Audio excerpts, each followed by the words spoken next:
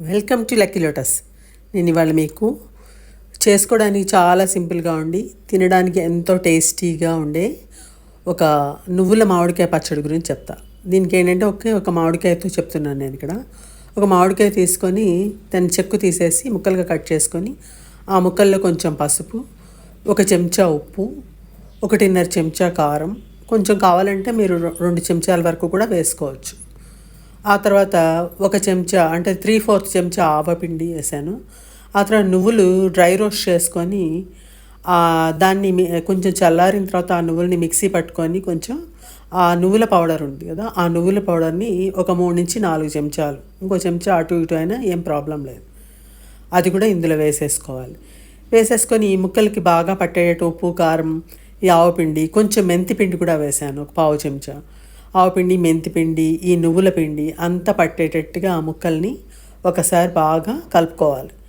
ఆ తర్వాత బాండి పెట్టుకొని అందులో ఆయిల్ వేసుకొని, ఆయిల్ కాగిన తర్వాత ఆవాలు వేసి ఆవాలు చిటపట్లాడేటప్పుడు కొంచెం మెంతులు వేసేసుకొని, ఆ తర్వాత 4 ఎండుమిర్చి వేసేసుకొని, కొంచెం ఇంగువ కూడా కొంచెం వేసుకుంటే చాలా బాగుంటుంది. ఇంగువ అనేది అసలు మామిడికాయ పచ్చడిలో కానీ పప్పులో కానీ వేసుకుంటే సూపర్ అనమాట. అస్సలు ఇష్టం లేని వాళ్ళు స్కిప్ చేయండి, మరి ఏం చేస్తాం.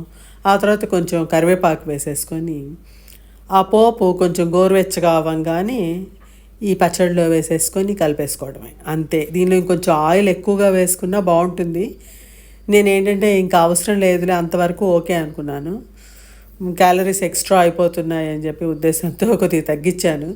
కానీ మీరు కావాలనుకుంటే ఇంకొంచెం ఎక్కువ వేసుకుంటే నూనె టేస్ట్గా ఉంటుంది.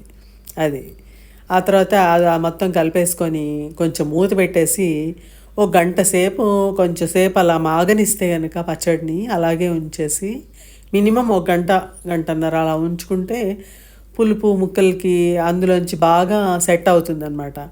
ఆ తర్వాత చాలా బాగుంటుంది తినడానికి. అసలు వేడివేడి అన్నంలో అది చేసేటప్పుడే పచ్చడి ఆ నువ్వుల వాసన, నువ్వులు వేయించి మనం పౌడర్ చేసుకుంటాం కదా, ఆ నువ్వుల వాసనతో గుమగుమలాడిపోతూ ఉంటుంది ఇల్లు. ఆ తర్వాత ఇంగువ పోపు వల్ల అసలు ఇంకా చెప్పక్కర్లే, నోట్లో నీళ్ళు ఊరుతూ ఉంటాయన్నమాట. ఆ పచ్చడి చాలా సింపుల్గా ఉంటుంది, ట్రై చేసి చూడండి. టిఫిన్స్లోకి వేసుకోవచ్చు, అన్నంలో తినొచ్చు. వీడియో నచ్చితే లైక్ చేయండి, షేర్ చేయండి, ఛానల్కి సబ్స్క్రైబ్ చేయండి. నమస్తే, సీ యూ, బాయ్ బాయ్.